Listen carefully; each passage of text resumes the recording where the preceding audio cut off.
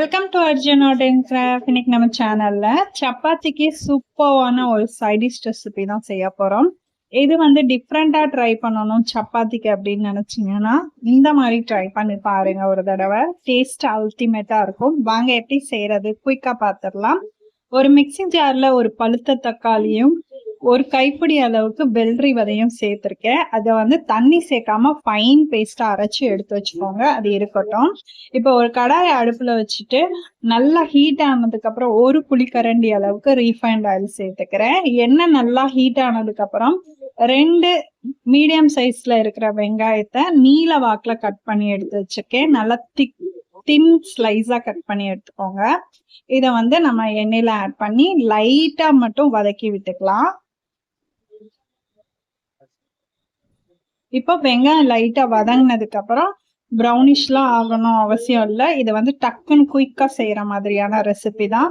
ஒரு 4 குடமிளகா வந்து பெரிய பெரிய கியூபா கட் பண்ணி வச்சிருக்கேன். அதையும் உள்ள சேர்த்துட்டு லைட்டா ஒரு மிக்ஸ் கொடுத்துக்கோங்க. ஜஸ்ட் எண்ணெயில ஜென்டிலா ஒரு மிக்ஸ் கொடுத்தா போதும். இப்ப இந்த அளவுக்கு இதை மிக்ஸ் பண்ணி விட்டதுக்கு அப்புறம் இதுல ஒரு 2 டீஸ்பூன் அளவுக்கு இஞ்சி பூண்டு பேஸ்ட் சேர்த்துக்கலாம். இஞ்சி பூண்டு குடமிளகா வந்து சீக்கிரமே வெந்துடும். அதனாலதான் அடுத்தடுத்த இன்கிரீடியன்ஸை டக்குன்னு சேர்த்துருங்க. இஞ்சி பூண்டோட பச்சை வாசனை போற அளவுக்கு மட்டும் வதக்கினா போதும். நம்ம அடுத்த இன்கிரீடியன்ஸை அடுத்து ஆட் பண்ணிக்கலாம். இப்போ ரெட் சில்லி பவுடர் ஒரு 1.5 டீஸ்பூன் ஆட் பண்ணிக்கிறேன். இதுல 1/4 பிஞ்சுக்கும் கம்மியா மஞ்சத்தூள் வந்து ஆட் பண்ணிக்கிறேன். ஆட் பண்ணிட்டு தேவையான அளவு உப்பு சேர்த்துக்கலாம். உங்களுக்கு எவ்வளவு உப்பு தேவைப்படுதோ அந்த அளவுக்கு சேர்த்துக்கோங்க. சேர்த்துட்டு இந்த எண்ணெயில எல்லாம் நல்லா வதங்கி வரணும். ரொம்ப வதக்கணும்னு அவசியம் இல்லை. மிளகாத்தூளோட பச்சை வாசனை போற அளவுக்கு நீங்க வதக்கினா போதும் ஒரு நிமிஷத்துக்கு. இப்போ வதங்கினதுக்கு அப்புறம் கடலைப்பருப்பு வந்து ஒரு 10 நிமிஷத்துக்கு முன்னாடி சுடுதண்ணி ஊத்தி ஊற வச்சிருந்தேன்.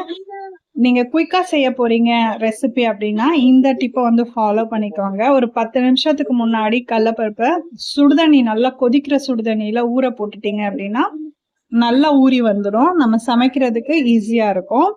இப்ப அதையும் இது கூட ஆட் பண்ணிட்டு கொஞ்சம் தண்ணி ஆட் பண்ணிருக்கேன். நம்ம அரைச்சு வச்சிருந்தோம் இல்லையா தக்காளியும் வெள்ளரி விதையும், அதையும் இது கூட ஆட் பண்ணிக்கலாம். ஆட் பண்ணிட்டு எல்லாமே நல்லா மிக்ஸ் ஆகுற அளவுக்கு மிக்ஸ் பண்ணி விட்டுக்கோங்க. இப்ப 5ல இருந்து ஒரு 7 நிமிஷம் மூடி போட்டு நல்லா வேக விட்டுருங்க. கடலைப்பருப்பு குடமிளகாய் எல்லாமே நல்லா வெந்து வந்துடும். வெந்து வந்ததுக்கு அப்புறம் ஒரு 1.5 டீஸ்பூன் அளவுக்கு மூடியை ஓபன் பண்ணிட்டு பெப்பர் பவுடர் சேர்த்துக்கிறேன். சேர்த்துட்டு நல்லா ஒரு மிக்ஸ் கொடுத்துட்டு மறுபடியும் மூடி போட்டு ஒரு 5 மினிட்ஸ் குக் பண்ண விட்டுருங்க. இதை செய்யறதுக்கு ஒரு 15 to 20 மினிட்ஸ் தான் ஆகும். இப்ப மூடி ஓபன் பண்ணிட்டு லாஸ்டா கொதிச்சிருச்சு. கிரேவியும் நல்லா திக் ஆயிடுச்சு. நான் இதுல வந்து கொத்தமல்லி தழை போட்டு இறக்கிட்டேன். இந்த அளவுக்கு ஒரு சூப்பர்வான கிரேவியா இருக்கும். முக்கியமா தேங்காய் சேர்க்காம செய்யணும் அப்படின்னு நினைச்சீங்கன்னா இந்த மாதிரி ட்ரை பண்ணி பாருங்க. டேஸ்ட் அல்டிமேட்டா இருக்கும்.